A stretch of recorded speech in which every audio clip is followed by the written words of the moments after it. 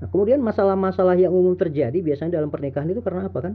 Biasanya karena anak ya, bagi yang sudah punya anak ya. Masalah ekonomi, masalah orang ketiga, betul nggak? Masalah ibadah, waduh suami saya susah sekali suruh ibadah. Ya, kemudian apa lagi coba? Selain masalah ibadah, biasanya mengganggu masalah rumah tangga juga hobi. Hobi pasangan. Hobi dari mudanya sampai sudah nikah tetap dibawa-bawa. Terus pergaulan. Betul nggak? Ini semua itu ya. Coba bicarakan dengan baik dan ingat tujuan utama pada pernikahan tersebut. Ya. Ya. Ini baru masuk kepada masalah solusi yang pertama atas segala permasalahan rumah tangga. Yang pertama tadi apa? Komunikasi. Yang kedua, yang menurut Quran surat ayat 34 tadi apa? Bila komunikasi gagal, ngotot-ngototan, tidak mau saling mengalah, ada jalan yang kedua. Jauhan, berjauhan, pisah kamar, pisah ranjang. Nah, sebetulnya tujuannya apa sih? Allah menetapkan adanya pisah ranjang. Allah menetapkan adanya pisah kamar. Allah menetapkan adanya kalau tidur dipunggungin. Tujuannya itu adalah merenung, ibu-ibu semua. Merenungkan permasalahan yang sedang terjadi. Coba dalam perenungan ini jangan cuma dilihat sisi buruknya saja pasangan kita itu. Lihat sisi baiknya dari pasangan kita. Kalau kita misalkan masih punya cincin pernikahan ya, masih dikenakan itu cincin pernikahan, lihat cincin itu. Lihat peristiwa-peristiwa yang terjadi di balik cincin tersebut. Ingat kebaikan dan kemesraan pasangan kita selama ini. Begitu juga seorang suami misalkan. Jangan cuma ingat jelek-jeleknya aja. Coba lihat, makanya kenapa mahar itu harus sesuatu yang sangat berharga, bernilai, bukan berharga dalam sisi rupiah. Harus sesuatu yang sangat spesial. Karena itu salah satu tujuannya. Kalau ada apa-apa, lihat mahar itu.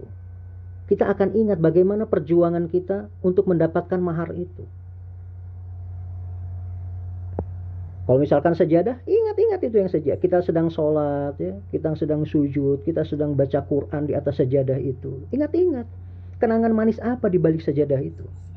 Ingat terus kenangan-kenangan baik dari pasangan kita. Jangan selalu melihat perlakuan buruknya saja. Perlakuan buruk itu kan hanya sedikit daripada perlakuan baik yang kita terima dari pasangan kita. Ya, itu yang kedua. Yang ketiga itu kan pukul ya. Tapi saya nggak akan bicarakan yang masalah mukul inilah. Kita masuk ke ayat yang 35, Quran surat An-Nisa ayat 35. Di situ kalau pisah ranjang masih juga apa? Belum bisa dijadikan solusi, maka hadirkanlah yang namanya hakam. Hakam itu adalah orang yang bijak dan berilmu yang bisa dijadikan penengah. Nah ya, makanya di kita ini kan banyak nih.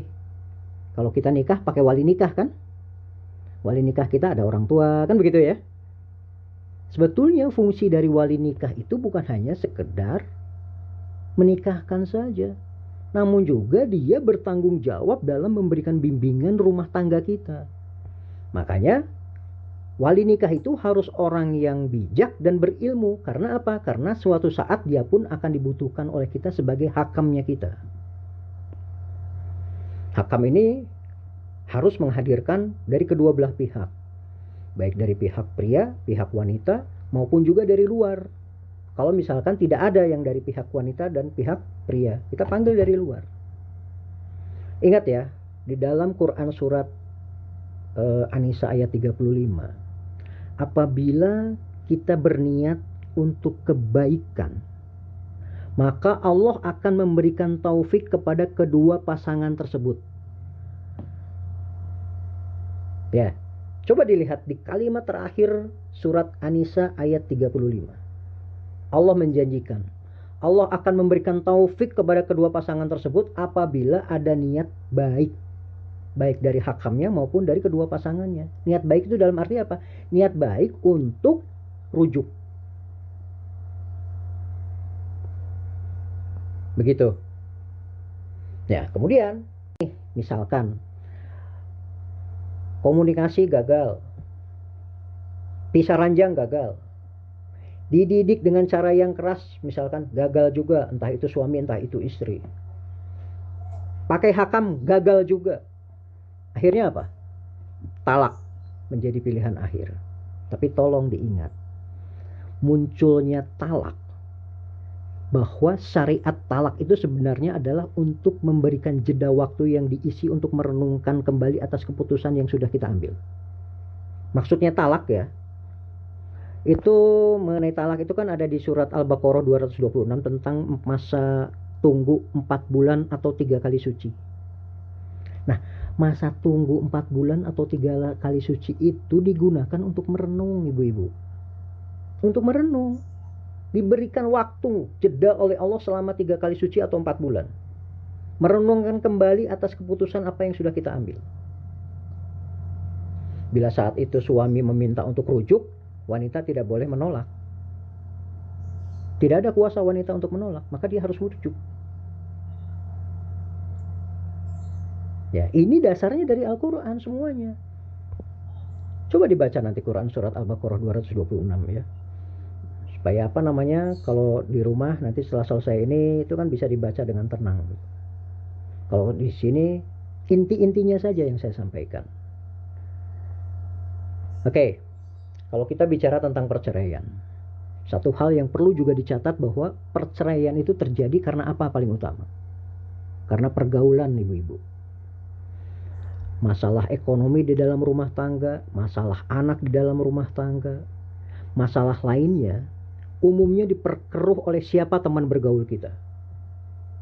Banyak orang yang cerai, misalkan karena masalah ekonomi, dia komunikasinya dengan salah orang.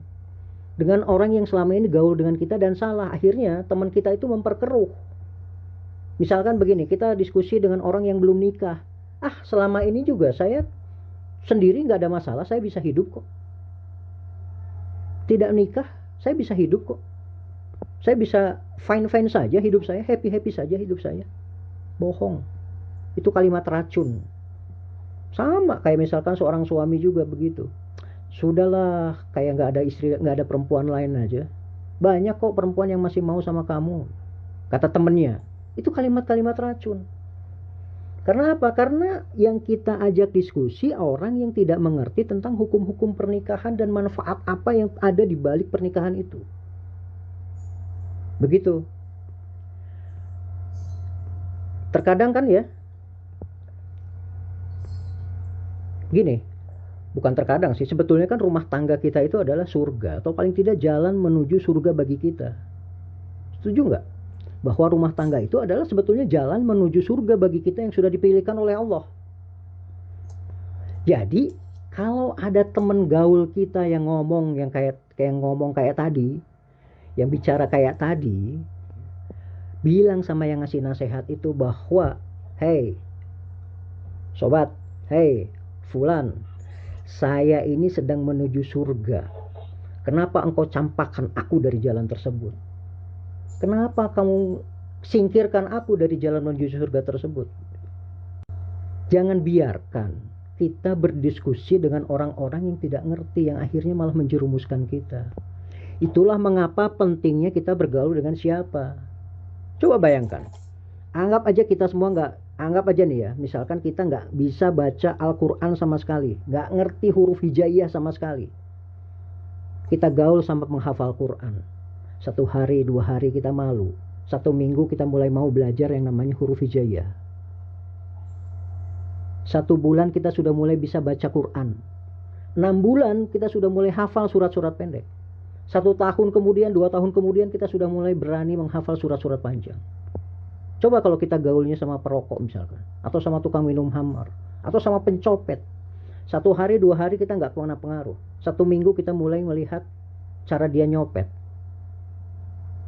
1 bulan kemudian kita sudah jadi masuk di dalam komunitas mereka, komunitas copet.